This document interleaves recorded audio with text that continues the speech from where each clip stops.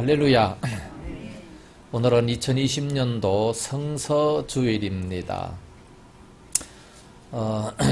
성경에 대한 유머가 있습니다. 영국의 제임스 왕 때인데 제임스 왕은 성경을 너무나 좋아했습니다. 그래서 이 왕은 스스로 성경을 번역까지 하게 됐습니다. 그런데 그때 반역자 한 명이 와서 사형 언도를 받게 됐어요.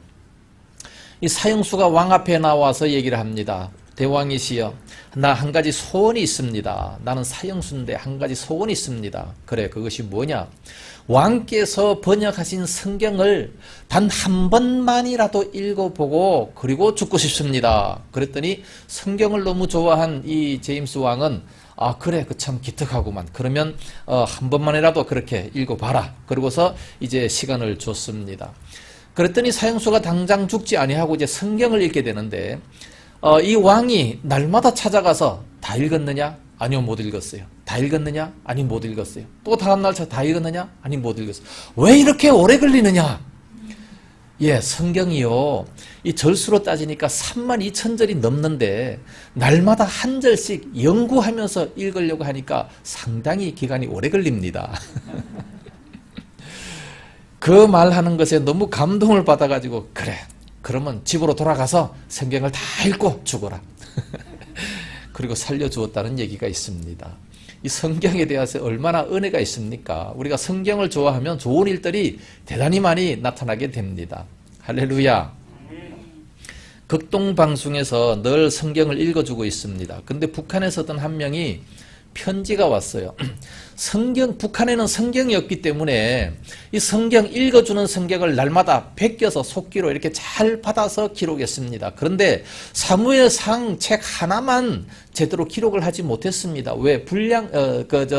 방송 상태가 너무 불량이라서 잘 알아듣지를 못해서 기록을 못했습니다. 그러니까 사무엘상 하나만 다시 한번 좀 읽어주세요.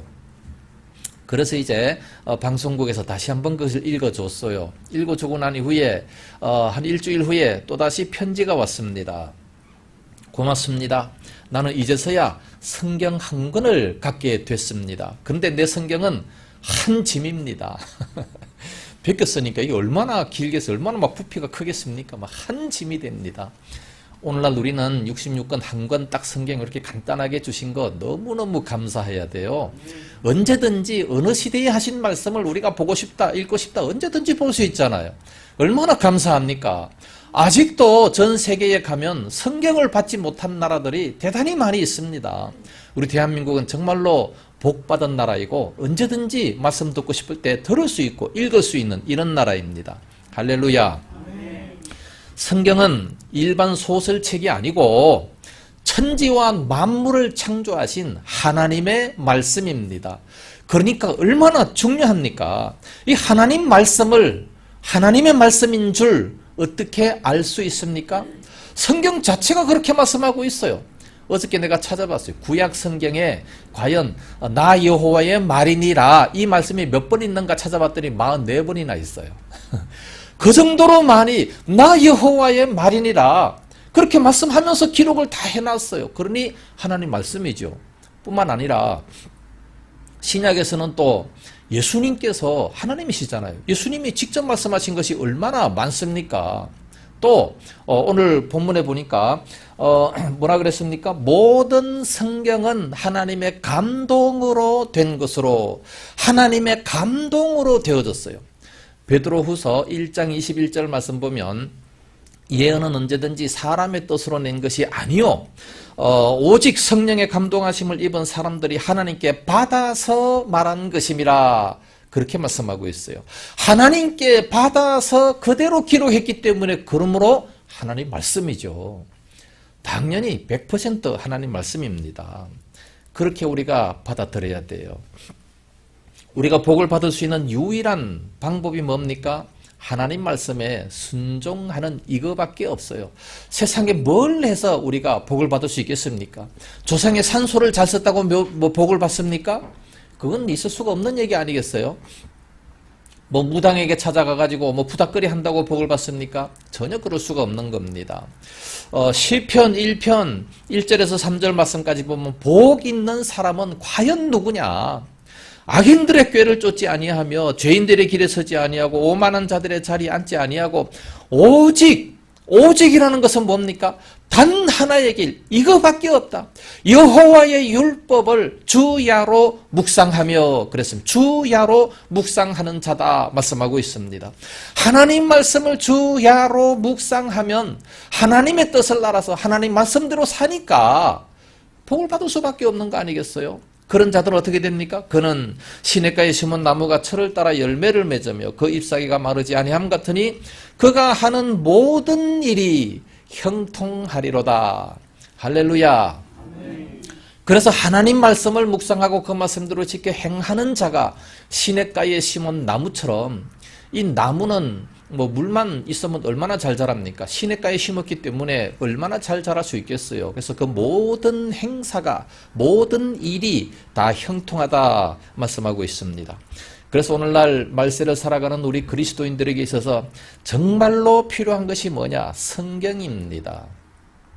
사단은요, 할 수만 있으면 우리 택한 백성들까지라도 미혹해하고 어떻게 하면 저로 하여금 못 믿게 할까? 하나님에게서 떠나게 할까? 이걸 연구하고 막 그렇게 힘쓰는 자가 사단 아니겠어요?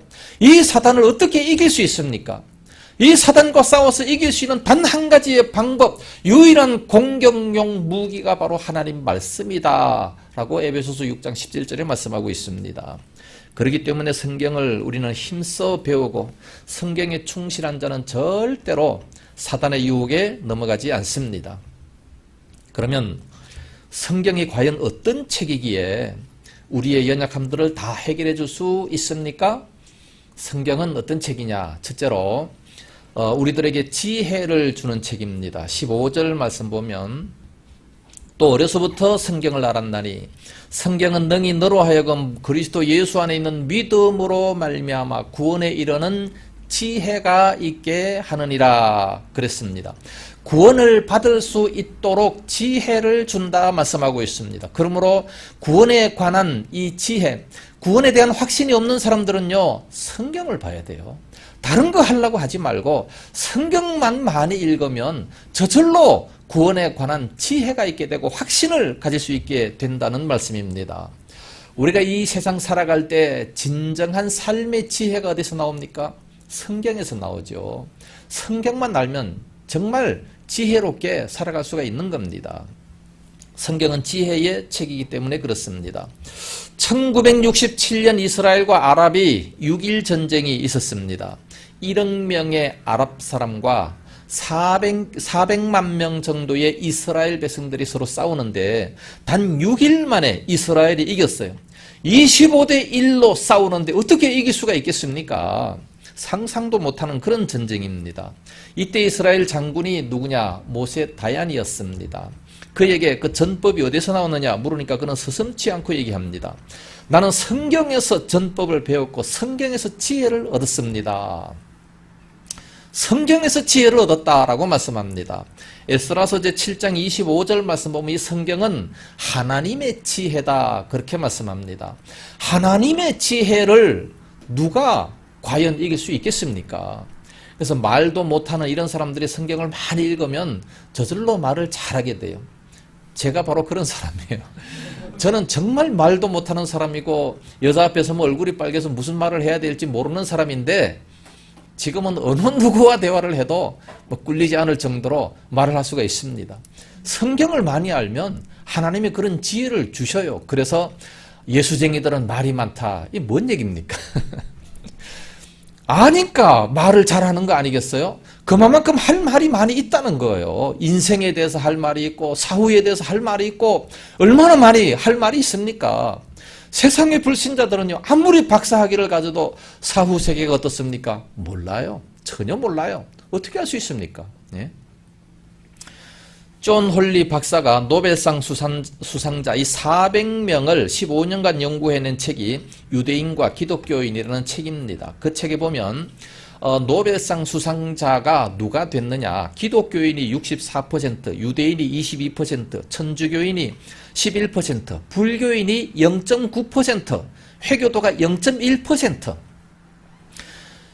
이걸 보면 97% 정도가 다 성경을 읽는 사람입니다. 기독교, 유대교, 천주교 다 성경 읽잖아요. 그 합하니까 97%가 다 성경을 읽는 사람들이, 그런 사람들이 노벨상 수상자가 됐다는 말씀입니다. 노벨상을 받은 나라들을 보면 모두 23나라 정도가 되는데 1등부터 7등까지도 보면 뭐 스위스나 덴마크, 스웨덴, 화란, 영국, 미국, 독일 그런 순서로 되게 됩니다. 이런 것들을 보면 확실히 성경이 지혜를 주는 그런 책임을 알 수가 있습니다. 그래서 성경을 읽으면 많은 지혜를 얻을 수가 있습니다. 닭이 먼저냐 계란이 먼저냐, 세상에 아무리 박사들도 몰라요. 과학자들도 몰라요. 어떻게 할 수 있습니까? 계란이 먼저냐 닭이 몰라요. 성경은요, 1장만, 창세기 1장만 읽으면 바로 알 수가 있어요. 이렇게 지혜를 주는 책이 세상에 어디 있습니까? 네. 성경을 읽으면 지혜가 생기는 줄로 믿습니다. 성경을 많이 읽어야 돼요. 그래서 성경을 읽으면 읽을수록 지혜가 샘솟듯이 솟아납니다.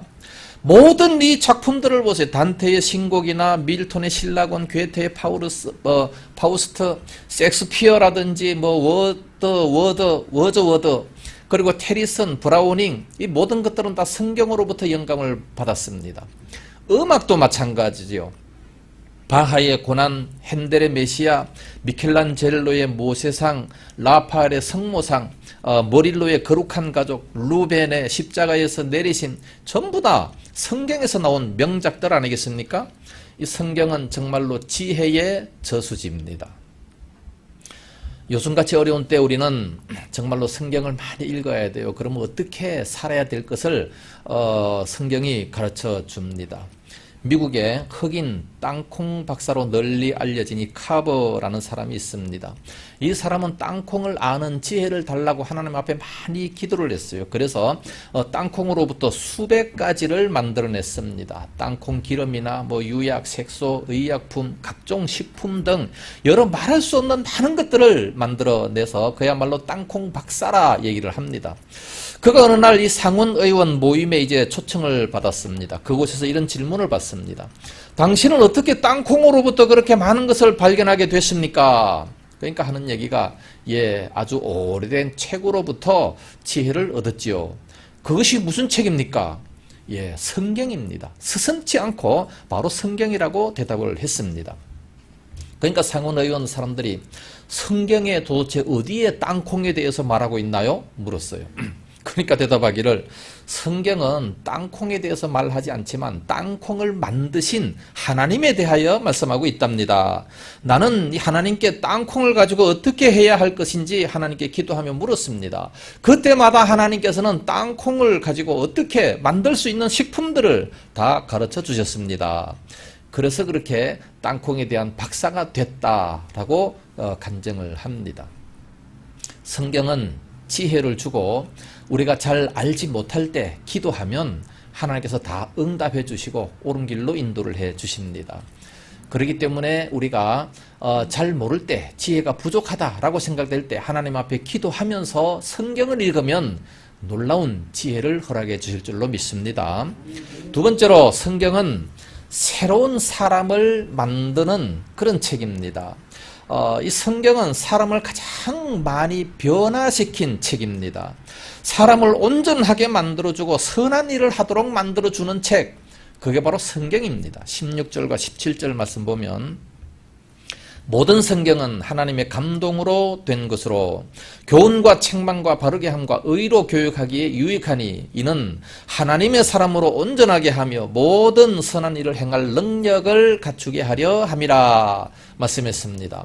모든 선한 일을 행할 능력을 갖추게 하려 함이라. 성경을 읽으면 모든 선한 일을 행할 수 있게 되고 사람이 온전하게 된다는 말씀이에요. 그래서 깡패의 기믹도가 변해서 목사가 되고, 정말 깡패와 같은 그런 사람들이 변해서 새 사람 되는 사람들이 얼마나 많습니까? 악한 사람, 불행한 사람들이 성경을 읽고 난 이후에 행복하게 사는 사람들이 얼마나 많습니까? 세상의 왕들도 성경을 통해서 교훈을 받고 새 사람 된 사람들이 많아요. 옛날의 왕들은요, 자기 말이 법이니까 좀처럼 바뀌지 않습니다. 지 맘대로 하려고 그래요. 그러나 왕이라 할지라도 징계를 통해서라도 하나님 말씀을 듣게 하고 교훈을 받게 합니다. 솔로몬 왕 같은 경우 그렇지 않습니까? 그는 지혜가 많다고 지 맘대로 살다가 큰 징계를 받았잖아요. 그러다가 나중에 이제 깨닫고 돌아오게 돼서 전도서를 쓰게 되는 그런 모습을 보게 됩니다. 바울 같은 경우도 얼마나 많은 학식을 가졌습니까? 그러니까 대단히 교만했지요. 지 맘대로 살라고 했죠. 그러나 성경을 통해서 돌아오고 얼마나 겸손한 사람이 됩니까? 이렇게 변화를 주는 책이 바로 성경입니다. 플라톤은 그 당시에 세계 최대의 사상가였습니다. 그러나 오늘날 사람들은 플라톤이 누군지 모르는 사람들이 대단히 많습니다. 소크라테스 대단히 유명한 철학자지요. 그 당시에는 정말 많은 사람들이 그를 따라다니고 제자되는 사람들이 많았어요. 지금은 소크라테스 뭐 중요합니까? 모르는 사람들도 많이 있어요. 세상의 모든 철학들은 진리가 아닙니다. 세월이 바뀌면 따라서 다 변하는 거예요. 소크라테스가 그렇게 유명했지만 그 소크라테스의 말을 통해서 회개하고 변하여 새 인생을 바꾼 사람들이 과연 얼마나 있습니까? 없어요.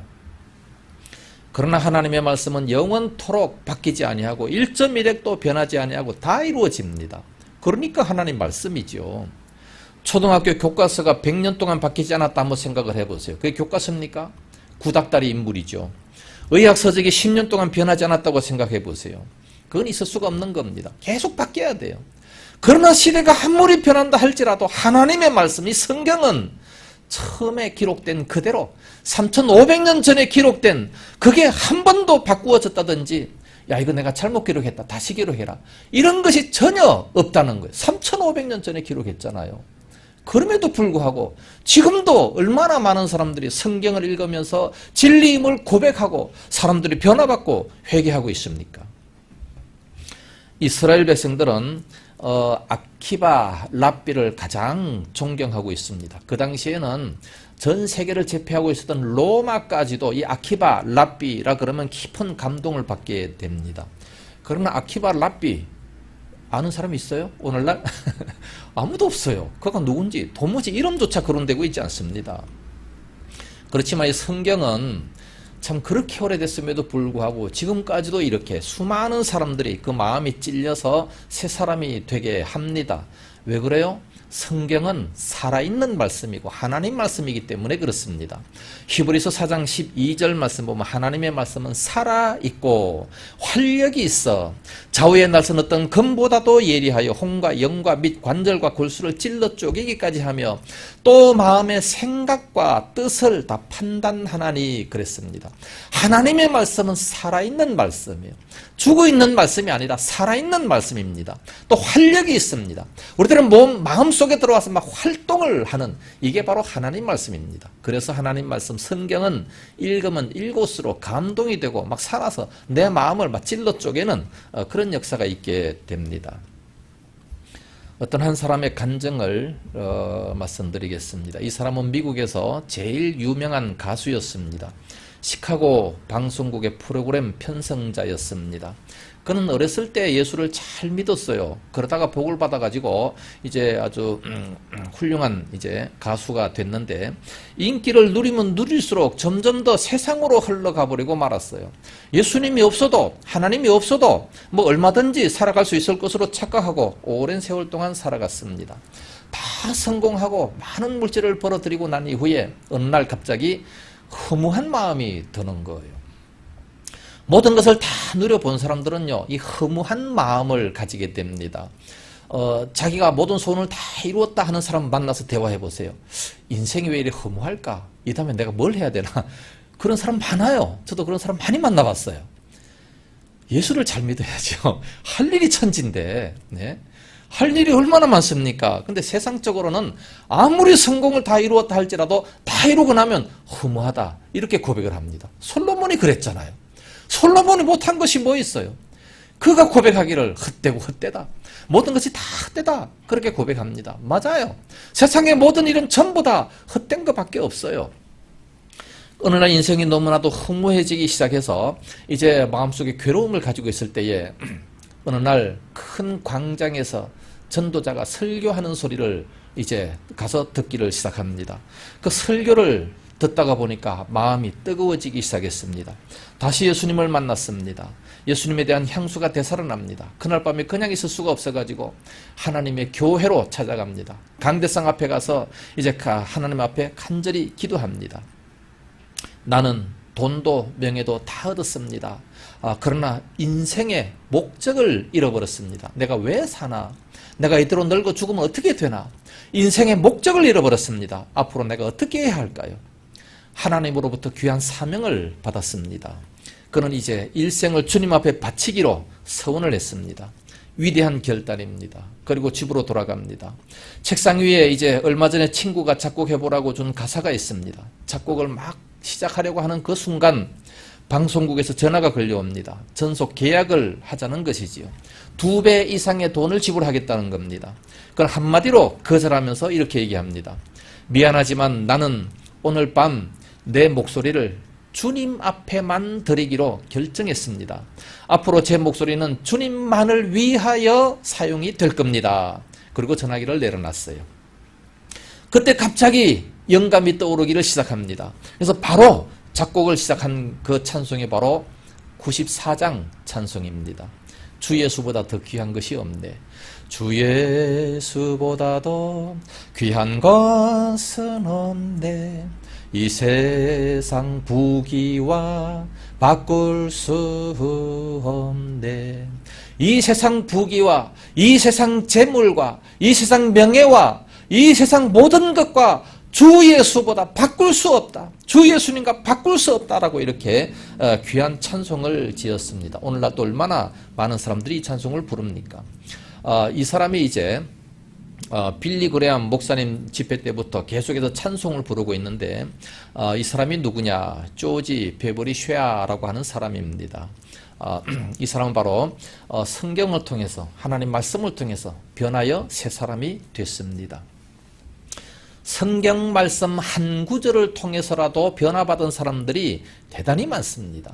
성경 말씀 한 구절을 읽다가 보니까 마음이 뜨거워져 가지고 변화된 사람들이 엄청 많습니다. 종교개혁자 마틴 루터도 보면 로마서 1장 17절 오직 의인은 믿음으로 말미암아 살리라. 이 말씀 한 구절을 가지고 강력한 변화를 받지 않습니까? 고아의 아버지 조지 뮬러 요한복음 3장 16절 하나님이 세상을 이처럼 사랑하사 독생자를 주셨으니 이는 저를 믿는 자마다 멸망치 않고 영생을 얻게 하려 하심이라. 이 말씀으로 일생을 살았습니다. 영국의 설교자 스펄전 목사님은 이사야 45장 22절 땅끝의 모든 백성아 나를 앙망하라. 그리하면 구원을 얻으리라. 나는 하나님이라 다른 이가 없음이니라. 이 말씀이 일생을 지배했습니다. 전도자 리빙스턴 같은 경우 이 사람 모든 박사 학위만 해도 몇 개입니까? 그런데 아프리카에 가서 이제 자기 일생을 바치잖아요. 마태복음 28장 19절 20절 말씀입니다. 그러므로 너희는 가서 모든 족속으로 제자를 삼아 아버지와 아들과 성령 이름으로 세례를 주고 내가 너에게 분부한 모든 것을 가르쳐 지키게 하라. 볼지어다 세상 끝날까지 너희와 항상 함께 있으리라 하시니라. 이 말씀을 붙잡고 아프리카를 복음을 시켰습니다. 우리 대한민국에도 김알란 박사님이 있습니다. 데살로니가전서 5장 16절에서 18절 항상 기뻐하라. 쉬지 말고 기도해라. 범사에 감사하라. 이는 그리스도 예수 안에서 너희를 향하신 하나님의 뜻이니라. 이 말씀으로 일평생을 살았습니다. 하나님의 말씀은 이와 같이 한 구절을 통해서라도 사람의 일생을 변화시키는 그런 능력이 있게 됩니다. 교훈과 책망과 바르게 함과 의로 교육하기에 유익하니 하나님의 사람으로 온전하게 하고 모든 선한 일을 행하기에 아주 유익한 그런 책이 바로 성경입니다. 그렇기 때문에 다른 책 읽으려고 하지 말고 성경책을 좀 많이 읽으세요. 다른 책들은 많이 보면서 왜 성경은 안 읽습니까? 사단이 못 읽게 하니까 거기에 미혹돼가지고 성경을 안 읽는 거예요. 세 번째로, 그러므로 우리는 어떻게 해야 됩니까? 성경을 배워야 됩니다. 14절 너는 배우고 확신한 일에 거하라. 너는 네가 누구에게서 배운 것을 알며 그랬습니다. 성경을 배워서 확신해야 됩니다. 확실히 믿어야 된다는 말씀이죠. 그래서 이 성경은 전 세계에서 가장 많이 팔리는 책이 성경입니다. 성경은 매년 4,400만 권이 팔리고 있습니다. 엄청나게 팔리는 거죠. 우리나라에서만도 한 1년에 한 4,500만 권 정도 되고 영국에서도 1년에 한 200만 권 정도 팔립니다. 성경은 그래서 가장 많이 읽히는 책입니다. 성경을 백독하는 사람들도 많이 있어요. 세상에 어느 책을 100번씩 읽는 사람이 어디 있습니까? 네? 이 두꺼운 책을 이걸 세상에 100번 읽는 사람이 있어요. 한 번 읽기도 힘든데. 그리고 일반 책들은요, 한 번 읽으면 다 버립니다. 더 이상 읽을 필요가 없어요. 그렇지만 성경은 또 읽고 또 읽고 또 읽음에도 불구하고 읽을 때마다 계속해서 감동이 되게 됩니다. 세계 기독교인들이 한 20억 명 정도가 되는데 그 사람들이 평균 2장씩만 읽어도 4페이지가 아닙니까? 4페이지. 80억 페이지를 읽을 수가 있어요. 보통 책들이 한 300페이지 정도 됩니다. 근데 80억 페이지라고 한다면은 책으로 한 3천만 권 정도 됩니다. 매일 성경이 3천만 권 정도 읽히게 된다는 거예요. 전 세계 사람으로 본다면. 그러니까 얼마나 많은 사람들이 읽고 있습니까? 얼마나 많은 사람들이 이 성경을 읽고 그렇게 감동을 받고 있습니까? 세상에 많은 책들이, 귀한 책들이 많습니다. 논어나 이 맹자, 그리고 공자, 그리고 불경, 이건 아시아의 빛입니다. 아시아의 빛이고 유명한 책이지만, 그러나 로키 산맥 밑이라든지 테인저 강강이라든지 이런 그림자도 찾아볼 수가 없어요. 그쪽에서는. 코라는 이란 사막지대에 아주 등대입니다. 그렇지만 우리나라에도 없잖아요. 초원 같은 데는 전혀 없습니다. 그러나 성경은요, 전 세계 어디에서든지 유명한 호텔에 가면 다 방방마다 성경을 다 배치하고 있습니다. 그 정도로 유명한 책이 바로 성경 아니겠습니까? 성경은 인생을 살아가는데 자신감을 주는 능력의 책이기 때문에 그렇습니다. 오늘날 우리 대한민국에 이렇게 성경이 많다는 것을 정말로 감사할 수 있어야 됩니다. 이 성경을 우리가 날마다 읽고 날마다 배워야 됩니다.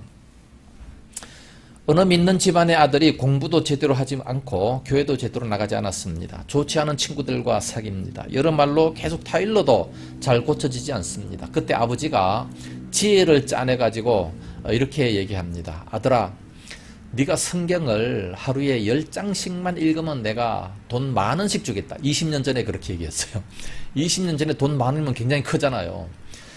성경을 10장만 읽으면 내가 10,000원씩 주겠다. 그러니까 돈에 환장해가지고 이 아이는 하루에 막 억지로 10장씩 읽었어요. 10장씩 읽는 그게 확인만 되면 10,000원씩 줬습니다. 그러니까 이 아이는 돈이 필요할 때마다 성경을 읽고 또 데이터 자금이 필요할 때마다 성경을 읽었습니다. 이렇게 성경을 읽다가 보니까 그 아들의 생각이 바뀌게 되고 생활이 바뀌게 되고 품성도 바뀌게 됐습니다. 좋지 않은 친구들과 어울리던 것도 다 그치게 됐습니다. 이와 같이 성경은 교훈과 책망과 바르게 함과 의로 교육하기에 아주 유익을 주는 그런 책입니다. D.L. 무디는 이렇게 얘기합니다. 나는 한때 믿음을 달라고 하나님께 기도했습니다. 그렇게 기도하면 하늘에서 번개같이 믿음이 뚝 떨어지는 줄로 생각했습니다. 그러나 믿음은 그렇게 오는 것 같지 않습니다. 어느 날 나는 믿음은 들음에서 나고 들음은 그리스도의 말씀으로 말미암았다는 로마서 10장 17절 말씀을 읽게 됐습니다. 이전에는 나는 성경을 덮어놓고 기도를 했지만 그러나 이제는 성경을 펴서 읽으면서 기도를 하고 있습니다. 그러니까 믿음이 무럭무럭 자라나더군요. 그렇게 고백합니다. 성경을 통해서 믿음이 자라나는 것이지 다른 것을 통해서 자라날 수가 없습니다. 나도 젊었을 때 성경에 대한 갈증이 대단히 많았습니다. 그래서 교회 나와서 기도를 많이 합니다. 밤새 그 당시는 철야 기도를 많이 하지 않았습니까? 옆에서 어떤 청년의 기도하기를 지혜와 명철을 주십시오. 그러면서 막 기도하는 게 얼마나 부러웠는지 나도 그냥 그 소리를 듣고 날마다 나에게 지혜를 주시고 명철을 주시옵소서 밤새도록 기도하고 집에 와서는 굴굴 잠만 잤습니다. 그러던 어느 날 잠을 자는데 갑자기 사단이 딱 찾아와서 내 목을 콱 졸라서 막 죽이려고 하는 거예요. 막 너무 놀라서 발부둥 치다가 잠이 버뜩 깼습니다. 그러면서 심심해서 그날은 2일이기 때문에 잠언서 2장을 읽었습니다. 잠언서 2장과 3장은 지혜에 관한 책입니다. 2장을 읽는데 2장 3절과 6절을 읽는데 지식을 불러 구하며 명철을 얻으려고 소리를 높이며 은을 구하는 것 같이 그것을 구하며 감추어진 보배를 찾는 것 같이 그것을 찾으면 여호와 경외하기를 깨달으며 하나님을 알게 되리니 대저 여호와는 지혜를 주시며 지식과 명철을 그 입에서 내심이며 이런 말씀이 있는 것을 보고 크게 깨닫고 지혜는 기도만 해서 주는 것이 아니구나. 예?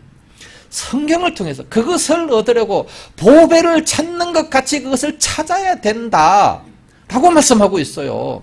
그래서 그때서부터 성경을 읽었습니다. 성경을 읽고 성경 말씀을 외웠어요. 막 쪽지에다가 이렇게 적어가지고 돌아다니면서 버스 타고 다니면서 외우고, 그때 외워놓은 이 성경이 지금 얼마나 유익이 되는지 모르겠어요. 너무 감사하죠. 지금은요, 성경 읽고 돌아서면 금방 잊어버려요. 근데 그때 외워놓은 성경이 지금 얼마나 유익이 되는지 모르겠어요. 그러니까 젊었을 때 학생들이 성경을 많이 외워야 됩니다. 그래야 그 일생을 변화시킬 수 있어요. 자녀들로 하여금, 손자들로 하여금 성경을 가까이 하게끔 만들어야 돼요. 성경을 읽으면 10,000원을 주겠다. 그렇게 해보세요. 왜 안 읽나? 읽을 겁니다. 요즘 돈이 최고인데. 이 지혜가 얼마나 좋은지, 성경이 얼마나 좋은지 잠언서 3장 13절에서 17절 말씀. 지혜를 얻은 자와 명철을 얻은 자는 복이 있나니 이는 지혜를 얻는 것은 은을 얻는 것보다 낫고 그 이익이 정금보다 나음이니라. 지혜는 진주보다 귀하니 네가 사모하는 모든 것으로도 이에 비교할 수 없도다. 그의 오른손에는 장수가 있고 그의 왼손에는 부귀가 있나니 그 길은 즐거운 길이요 그의 길은 다 평강이니라. 성경 말씀이 이렇게 놀라운 지혜를 주시고 이런 것을 준다 말씀하고 있습니다. 그렇기 때문에 성경을 많이 읽고 또 성경을 연구하고 관찰도 해야 됩니다. 성경을 많이 읽어야 돼요. 왕도 읽어야 되고 정치가들도 읽어야 되고 학생들도 읽어야 되고 어느 누구든지 다 읽어야 됩니다. 우리나라에 김홍섭 판사가 있습니다. 그는 재판할 때마다 언제든지 성경과 율법 전설을 같이 책상에 펴놓고 재판하는 분입니다. 판결할 때마다 늘 이렇게 말합니다. 하나님 앞에서는 당신이나 나나 모두 죄인입니다. 그러나 불행하게도 나는 대한민국의 법관이 돼서 당신을 재판하게 되었으니 널리 용서하시기 바랍니다. 그러면서 판결을 냅니다. 어느 날 이혼하려고 이제 하는 그 부부 사건을 맡게 됐습니다. 왜 이혼을 하려고 합니까? 방 안에 장롱을 놓는 그 위치 때문에 서로 싸우다가 뜻이 안 맞아서 이렇게 이혼까지 왔습니다. 이혼을 하려고 하는데 재산 문제와 자녀 양육을 누가 해야 되느냐 합의가 되지 않아서 재판까지 왔습니다. 그때 그 김홍석 판사는 그 아이를 데리고 왔는데 아이한테 묻습니다. 아이야, 너는 누구와 살고 싶으냐? 그랬더니 그 아이가 엄마, 아빠 양쪽 손을 꼭 붙잡고 다 같이 함께 살고 싶어요. 그러면서 울어요. 김홍석 판사는 그 모습을 바라보고 재판을 한 달간 연기하기로 결정했습니다. 그러면서 성경 한 권을 주면서 고린도전서 13장을 하루에 3번씩 읽으세요. 한 달 동안 100번을 읽고 다시 오세요. 그렇게 얘기를 했습니다. 그때 판결을 하겠다고. 그래서 고린도전서 13장 이제 4절에서 8절 보면 사랑은 오래 참고 사랑은 온유하며 시기하지 아니하며 자랑하지 아니하며 교만하지 아니하며 무리 행하지 아니하며 자기의 유익을 구하지 아니하며 성내지 아니하며 악한 것을 생각지 아니하며 불의를 기뻐하지 아니하고 진리와 함께 기뻐하고 모든 것을 참으며 모든 것을 믿으며 모든 것을 바라며 모든 것을 견디느니라. 이런 말씀을 계속 읽는 가운데에 자기들에게 있어서 이 부부들이 사랑이 없음을 깨달았습니다. 성경이 주는 능력이죠. 막 운동력이 있어가지고 그들의 마음속에 들어가서 막 운동을 하게 됩니다. 드디어 그들의 마음을 변화를 시킵니다. 그래서 이들은 이혼 소송을 취소하고 이제 아름다운 부부로 살게 됐습니다. 이런 간증들이 얼마나 많습니까? 성경을 읽다 보면 모든 것이 다 변화가 될 수가 있어요. 우리 모든 사람들의 문제가 어디서 나옵니까? 성경을 안 읽는 데서 나옵니다. 아무리 은사를 많이 받아도 성경을 읽어야 되고 아무리 능력이 많아도 성경은 읽어야 됩니다. 은사가 많은 사람들이 얼마나 많이 타락해요. 예?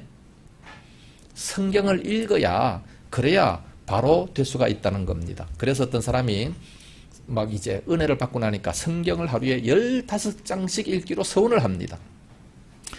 15장씩 맨날 읽으려고 하니까 막 1시간이 넘게 걸리잖아요. 얼마나 힘들어요. 막 종종 잊어버리고 못 읽는 경우가 있습니다. 그래서 그는 다시 결심합니다. 하나님 죄송합니다. 뭣도 모르고 15장씩 읽기로 했습니다. 너무 많아요. 5장씩 읽겠습니다. 그래서 이제 5장씩을 매일 읽습니다. 5장씩 읽는 것도 이게 쉬운 일이 아니죠. 석 장만 읽겠습니다. 그 다음부터 이제 석 장만 읽는 것도, 이것도 매일 읽는다는 건요, 쉬운 일이 아닙니다. 그래서 이렇게 다시 하나님 앞에 기도합니다. 하나님, 이거 너무 부담되니까 이제는 내가 아침에 일어나서 성경을 탁 펴고 손가락을 탁 짚겠습니다. 그 구절 한 구절이 오늘 나에게 주는 말씀으로 알고 이 말씀대로 살겠습니다. 딱 일어나서 탁 짚었는데 마태복음 27장 5절, 가룟 유다가 스스로 목매어 죽은지라. 이대로 살란 말이에요. 이거 어떻게 이대로 살겠습니까? 이거 잘못된 거다. 다시 한번 또 탁 집었어요. 요한복음 2장 5절, 너희에게 무슨 말씀을 하든지 그대로 하라. 다시 한번, 마지막 3번, 요한복음 13장 27절, 내 하는 일을 속히 하라. 이 말씀이 딱 나오는 거예요. 이거 참, 그러면 죽으란 얘기 아니겠습니까? 그래서 깊이 회개하고, 성경은 그렇게 읽는 것이 아니구나 라는 것을 알고 착실하게 하루에 석 장씩 그렇게 해서 읽어 나갔다는 얘기가 있습니다. 결론적으로 말씀을 드립니다. 성경은 어떤 책이냐? 첫째로 지혜를 주는 책입니다. 둘째로 새 사람을 만들어주는 책입니다. 그렇기 때문에 셋째로 성경을 열심히 배워야 됩니다. 우리 인생에 복을 받을 수 있는 유일한 길, 성경밖에 없습니다. 복 있는 게 바로 뭡니까? 요한계시록 1장 3절, 이 예언의 말씀을 읽는 자와 듣는 자와 그 가운데 기록한 것을 지키는 자들이 복이 있다라고 말씀합니다. 복이 있다고 말씀하셨기 때문에, 그러므로 복이 있는 줄로 믿고 무조건 읽어요. 무조건 들어요. 무조건 그 강도를 지켜보세요. 그러면 분명히 복이 있습니다. 주야로 이 말씀을 묵상하는 자는 시냇가에 심은 나무가 시절을 쫓아 과실을 맺는 것처럼 그 행사가 전부 다 형통하다 말씀하셨습니다. 이 말씀을 굳게 믿고 이 말씀대로 실천함으로 들어가도 복을 받고 나가도 복을 받는 그런 저와 여러분들이 다 될 수 있기를 예수님 이름으로 축복합니다. 기도하겠습니다.